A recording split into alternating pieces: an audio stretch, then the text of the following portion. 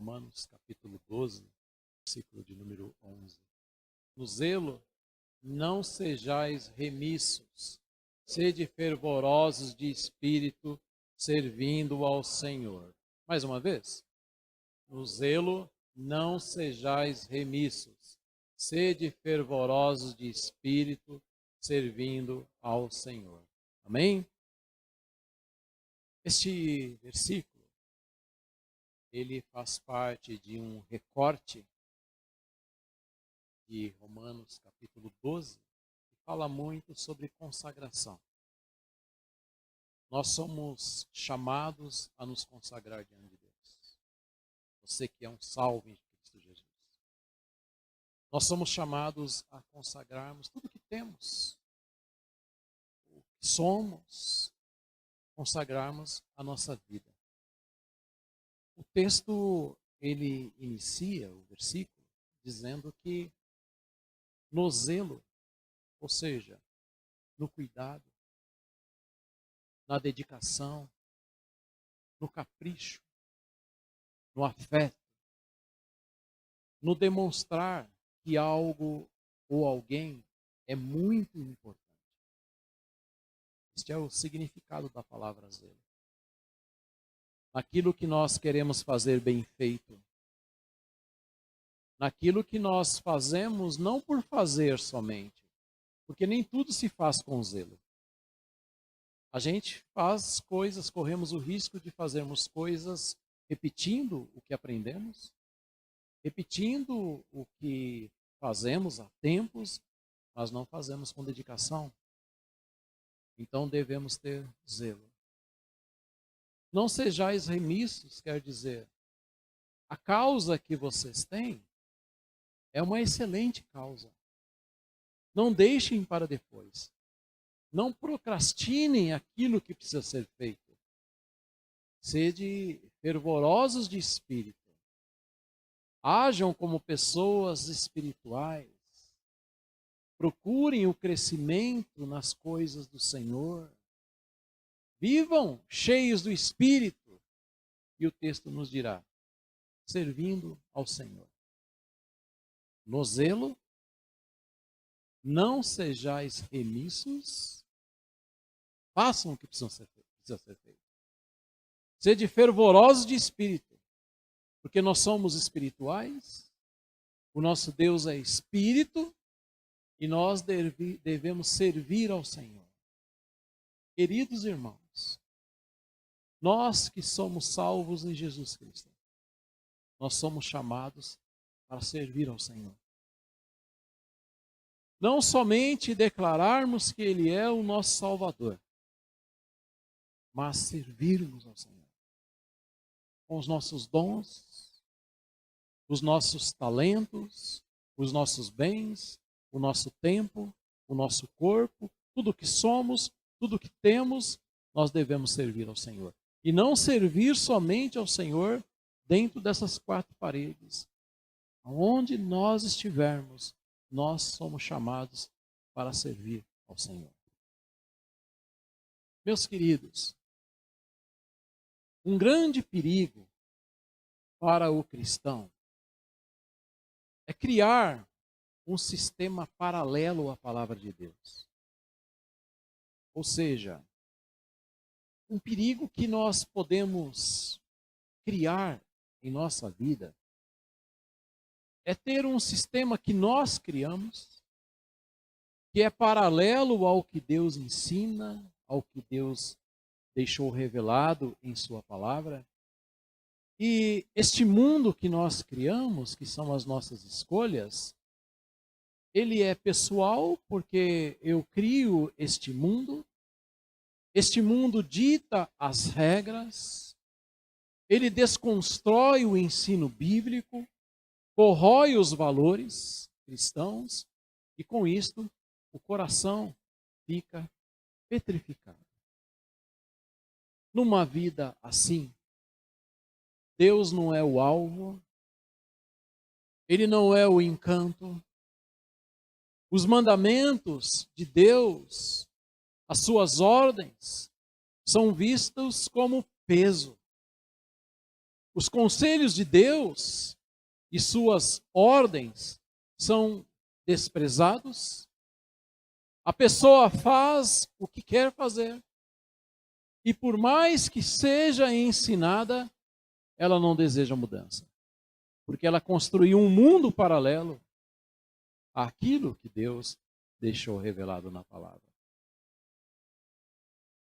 Mas por Deus nos amar, há uma declaração solene que rasga os céus, nos fazendo entender que é desejo de Deus que você e eu, a gente entregue a nossa vida integralmente a Ele.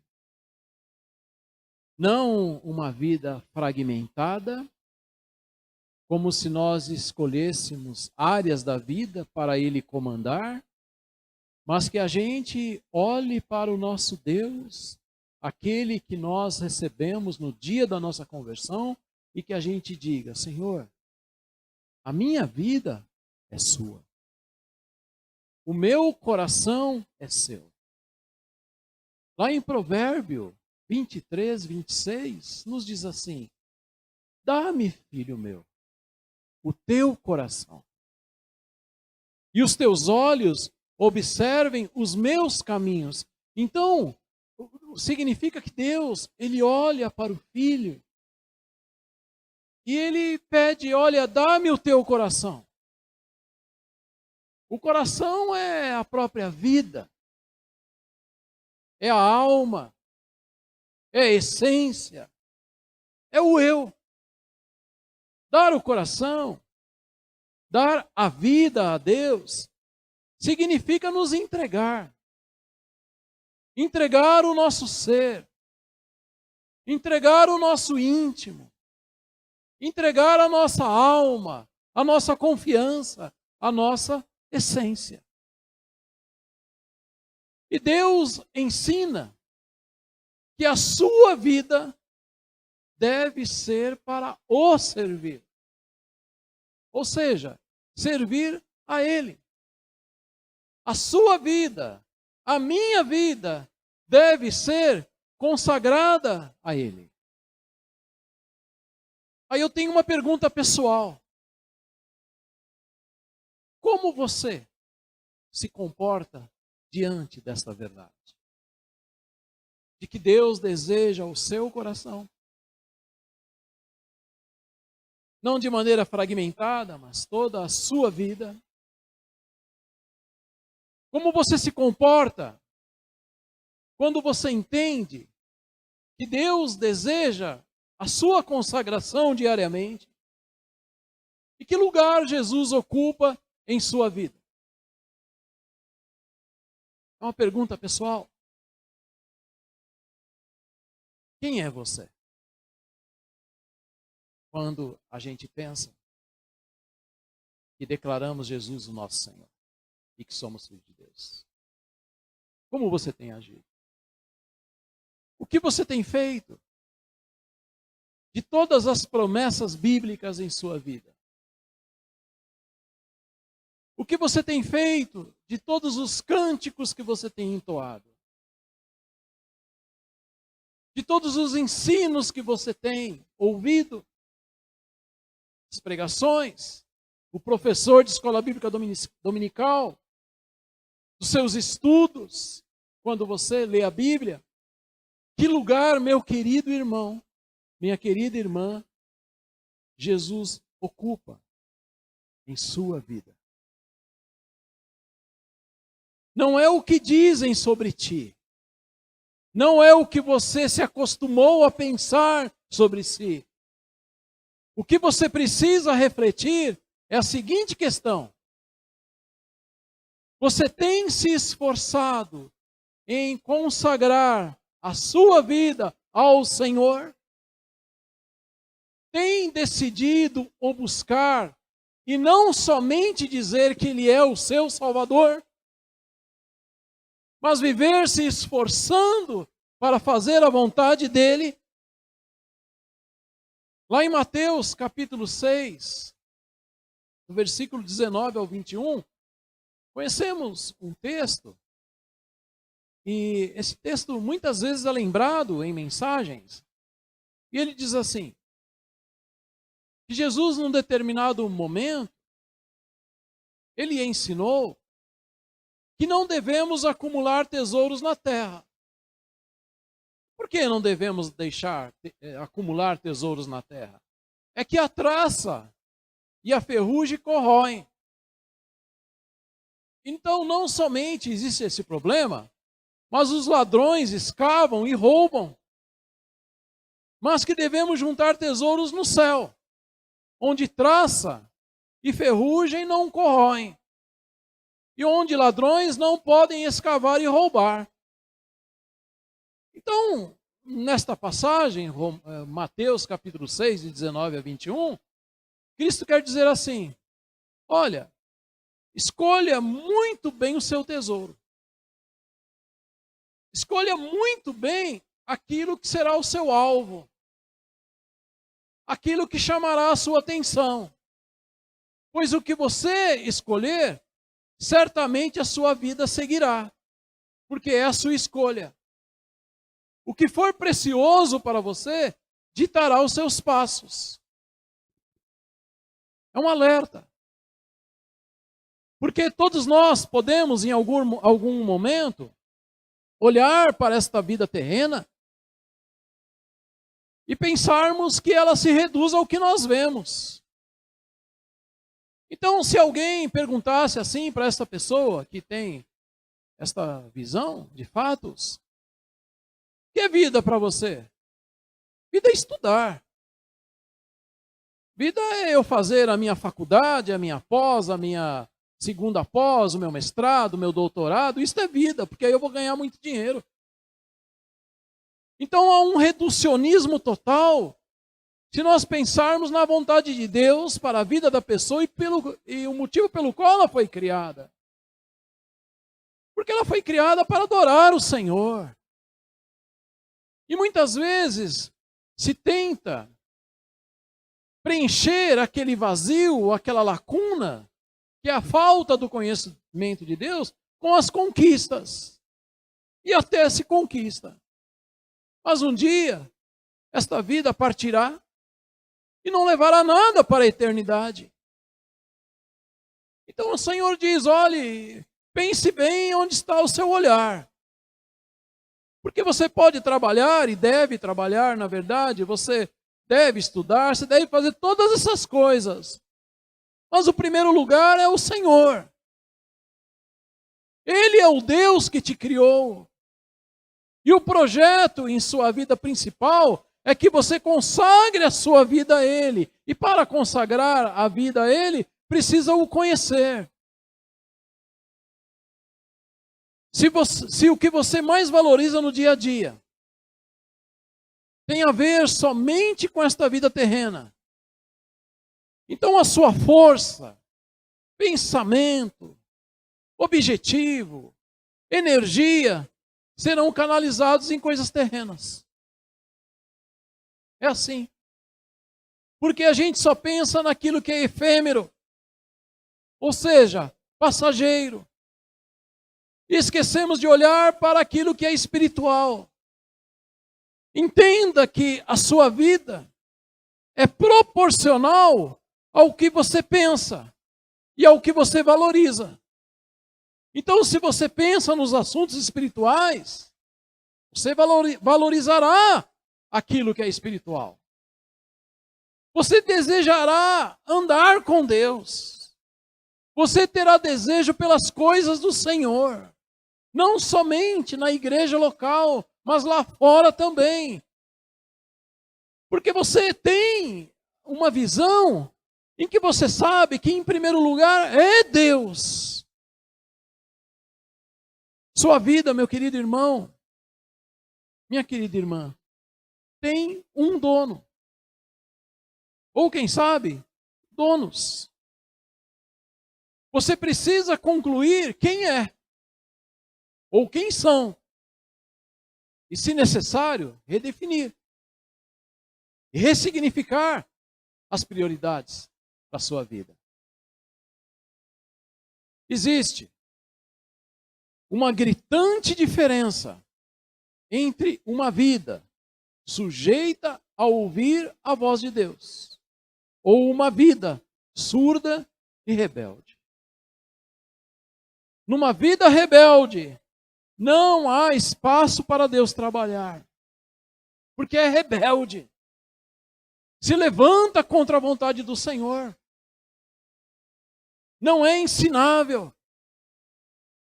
Note bem, meu querido, a sua vida é muito especial. E o Senhor Deus a deseja. Deus deseja que você o tenha como seu maior bem. Que ele seja o seu tesouro. E para mostrar o quanto você é precioso, o quanto ele deseja que você ande próximo dele, ele diz como um pai amoroso, sabedor do que é melhor para o filho, lá em Provérbios 23:6, ele diz: filho meu, dá-me o teu coração, me dê a sua vida, coloque a sua vida em minhas mãos, confie em mim, ande na minha presença, seja fiel, dá-me o seu coração para eu cuidar de você. Infelizmente, muitos que dizem crer no Evangelho estão emaranhados pelo secularismo. O que é o secularismo? É a ideia que alguns cristãos têm em que servir a Deus, buscar a Deus, é somente nos momentos de culto. Então é quando eu estou na igreja, é quando eu estou fazendo algo para o Senhor, e que lá fora eu não tenho qualquer responsabilidade espiritual, como se Deus lá fora não estivesse presente. Então vive-se como quer viver. Faz as coisas como se Deus não estivesse presente, como se Deus não estivesse vendo, como se lá fora as coisas não tivessem qualquer valor espiritual. Pelo contrário, tudo que nós fazemos, nós precisamos lembrar que pertencemos a um Deus, o Deus Criador dos céus e da terra.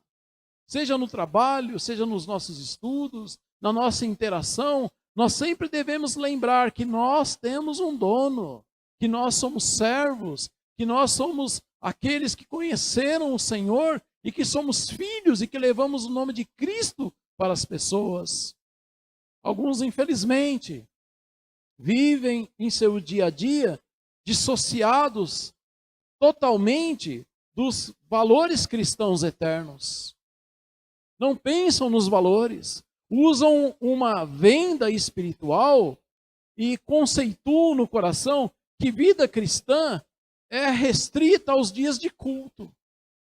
Então não dão coração ao Senhor, dão os lábios, quem sabe, para cantar, o aprendizado que obteve para ensinar, mas não dá o coração. Dia de domingo para essas pessoas é apenas um dia para marcar encontro com Deus. De segunda a sábado, parece que Deus não existe na vida daquela pessoa. Não pensa nos valores espirituais, não tem apetites pelas coisas de Deus. E no domingo é como se marcasse um encontro com Deus. Onde você vai no domingo? Eu vou na igreja. E quando entra no templo é como se tivesse marcado um encontro e a adoração é resumida somente no domingo. Uma vida assim está petrificada, impenetrável e também incomunicável com Deus, porque não há espaço para Ele trabalhar. Em minha experiência cristã, nesses mais de 30 anos que eu conheço Jesus Cristo como Salvador, já vi alguns que declararam amor por Deus, mas que não estavam dispostos a entregar a vida ao controle do Senhor. E que se envolveram de tal forma com este mundo que abandonaram o caminho. Porque não estavam dispostos a entregar a vida verdadeiramente ao Senhor. Como está a sua vida? Como está a sua vida, Marcelo? Ela ainda é do Senhor Deus? Você percebe traços que são indicadores de que a sua vida, ela realmente está sendo consagrada a Deus? De que Deus pediu para você o seu coração e que você entregou o seu coração a Ele? Quem é o dono da sua vida? Você mantém firme as promessas feitas ao Senhor no dia da sua conversão? Ainda fala ao seu coração? Dia a dia, você tem Deus como seu tesouro? São perguntas que nós precisamos responder. Porque Deus, Ele pede o nosso coração. Ele pede a nossa vida. Alguns que se dizem cristãos decidiram que não necessitam ter responsabilidade com as coisas de Deus. Dizem-se cristãos, mas não têm qualquer responsabilidade com as coisas do reino. Não pensam nas coisas do reino, não valorizam as coisas do Senhor. Então, para as tarefas do dia a dia, há prazer, há esforço, se doam, se programam, cumprem a agenda pessoal, porém, como é difícil servir a Deus nos assuntos do reino. Para estes, parece que as coisas feitas para Deus são pesadas, como um fardo, um peso. Como se ele chegasse na hora errada, como se ele pedisse coisas que não estamos dispostos a cumprir, como se ele tirasse a nossa liberdade, como se ele não tivesse autoridade para ordenar, por exemplo, que participemos dos cultos, como se pensássemos que ele excede ao exigir de nós pureza, santidade, como se pensássemos que ele não nos entende ao exigir obediência. Alguns acham que os assuntos espirituais são pesados demais. Muitos estão querendo dar para Deus somente as migalhas da vida. O tempo. É desde que não atrapalhe a agenda pessoal em nada. Se sobrar tempo, nem que seja só um pouquinho, então dá para Deus a migalha. Não procura reservar tempo dentro das suas possibilidades. Outros, embora com dons e talentos, não pensam em colocar à disposição do Senhor para que Ele use na igreja local e também lá fora. Então, para Deus, muitas vezes são somente as migalhas. Agora, o que são migalhas? Literalmente, são pedacinhos de alimentos que soltam. Aqueles pedacinhos que soltam do pão, por exemplo, do bolo, ou de qualquer alimento. E fica ali no chão. Ninguém dá valor. Porque o melhor já foi comido. A pessoa se alimentou da porção. E o que caiu no chão são migalhas. Joga isso fora. Aí quando a gente faz uma analogia, ou seja, um sentido figurado, migalha é aquilo de pouca importância, de pouca relevância, ou em quantidade tão pequena que não satisfaz. Então, muitas vezes se dá pequenas porções para Deus. Ah, dá isso aí para Deus. Dá para Deus esse restinho de tempo. Já fiz tudo o que eu queria mesmo. Não há esforço para chegar na igreja. Não há esforço para cumprir com seus compromissos diante de Deus. Então dá para ele qualquer coisa. É de pouca importância mesmo trabalhar para Deus. É uma quantidade pequena e deixa que satisfaça. Quando a gente pensa em migalhas, podemos pensar também no que diz respeito às relações. Com respeito às relações, o relacionamento, é quando não se oferece uma atenção mínima. Não há desejo de criar um vínculo com a pessoa. Então não se dá atenção para Deus. Não se pensa em Deus. Não se vive para Deus. Não se ora. Não se lê a palavra. Não tem anseio pelas coisas celestiais. Não deseja vir aos cultos. Não deseja trabalhar para o Senhor. Sonhar com as coisas de Deus, no sentido de eu me coloco à disposição para fazer a minha parte. Meu querido, procure saber onde está a sua vida. Procure saber onde está o seu coração. Certamente, ele está em algum lugar. Entenda. Uma vida inclinada para o seu próprio ego não é uma vida apta para adorar a Deus. Quando pensamos somente no que somos, o que temos e o que queremos conquistar. Já pensou que em Apocalipse capítulo 3, versículo 20, Cristo diz que Ele está à porta da igreja e Ele está batendo a porta. Do lado de fora. E Ele deseja entrar na igreja. Note bem que este fato faz relação direta conosco. Pois a igreja é você. A igreja sou eu. A igreja somos nós. Então é incrível, se não difícil de entender, que é possível Jesus estar do lado de fora da nossa vida, desejando entrar.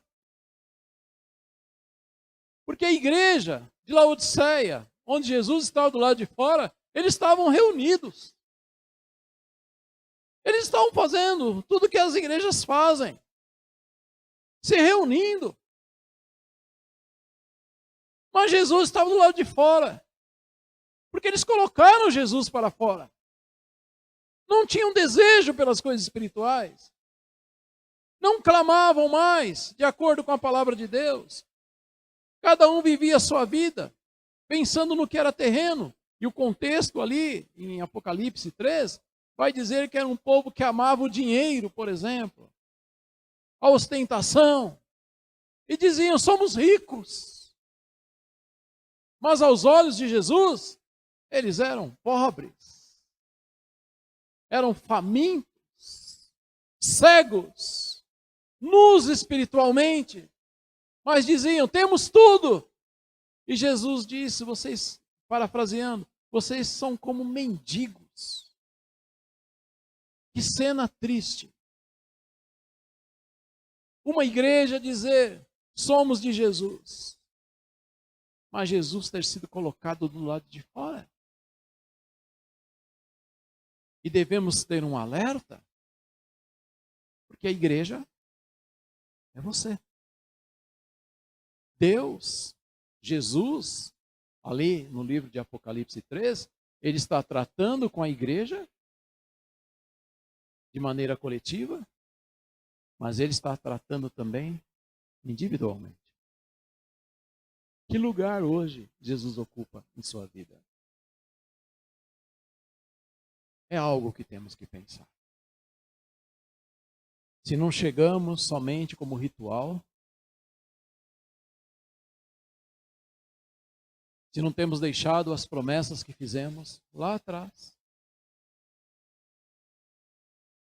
Como estamos andando?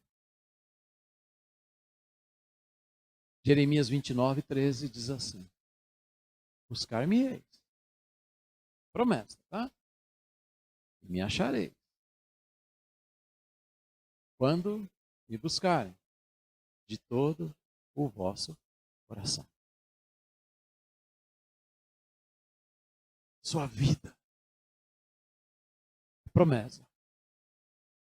Se buscarmos,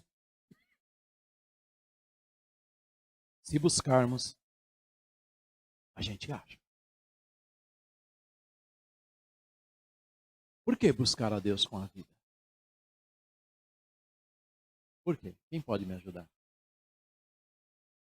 Porque somos do Senhor. Então, se somos do Senhor, devemos buscar a Deus com a nossa vida. Quem mais pode? Por que buscar a Deus com a vida? Pertencemos a Ele. Ele é o único Deus. Precisamos dele. Por que procurar o Senhor com a vida? Porque Ele é merecedor.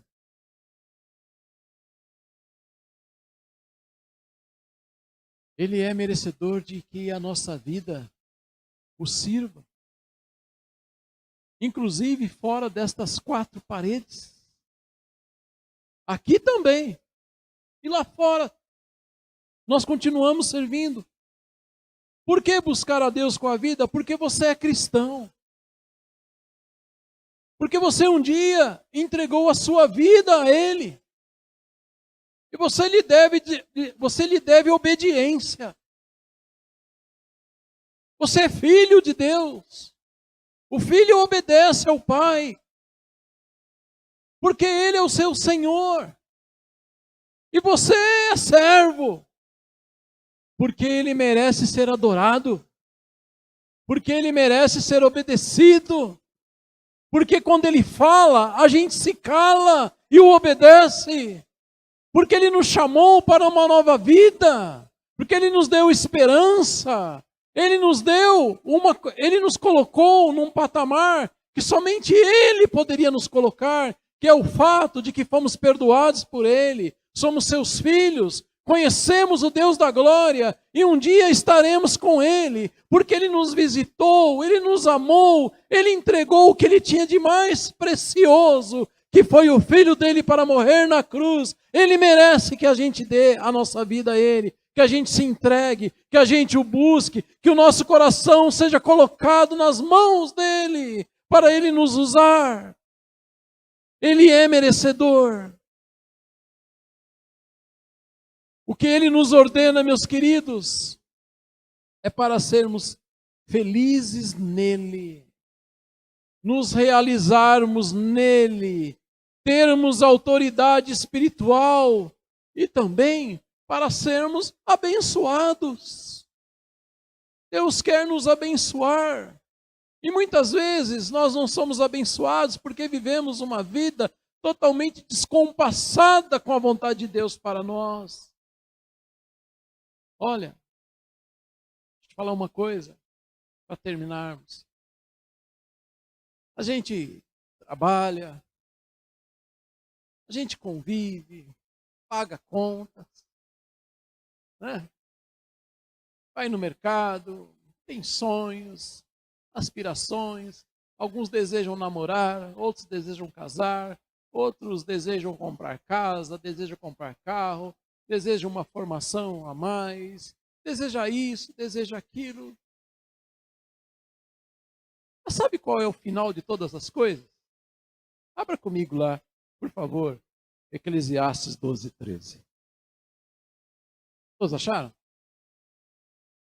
De tudo que tenho ouvido, o fim é: teme a Deus e guarda os seus mandamentos, porque isto é o dever de todo homem. Já pensou nisso? Tudo que você faz na vida, todo o seu planejamento, o que você ouve aqui na igreja, seja do professor de escola bíblica dominical, seja daquele que prega, os louvores que você canta, as orações, a leitura da palavra, os améns, a sua vida, seu estudo, tudo que você pensar na vida. Sabe qual é o final de todas as coisas? Tem que pensar? Temer a Deus. Guardar os mandamentos de Deus. Porque, afinal de contas, isto é o dever de todo homem. Se a gente pensar desta maneira, a vida será mais fácil de ser vivida. Porque tudo que nós fazemos na vida deve ter um sentido final. E qual que é? Louvor da glória de Deus. Vamos abraçar esta ideia. Vamos abraçar esse chamado de Deus quando Ele diz: dá-me, filho meu, o teu coração. Eu estou disposto nesta noite, diante de Deus, a dar o meu coração a Ele. Você está disposto também? Levante sua mão. Fique com as suas mãos levantadas, ou uma de suas mãos levantada.